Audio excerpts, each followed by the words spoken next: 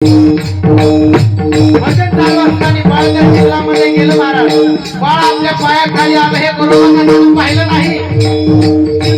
महाराज 3 वर्षाचं 2 वर्षाचं बाळ हो, कोमल असं रूप त्या लेकराचं, परंतु आळ्यामध्ये ते लेकरू आलं महाराज. पायाकडे पाहिलं नाही गोरोबा काकानं. गोरोबा काकाला ती अवस्था निर्माण झाली. गोरोबा काका दुर्वत आहेत माती. पायाखाली बाळ चिरडल्या गेलं महाराज, चिरडल्या गेलं. लेकराचे तुकडे तुकडे झाले. काळी घोळ असणारी माती झालेली. बाळ उडवलं. त्यानंतर माझ्या संता माता त्या ठिकाणी आलेल्या आहेत. संता मातेने पाहिलं, घरामध्ये संता माता गेल्या. पाहिलं पाळण्यामध्ये बाळ नाही आहे.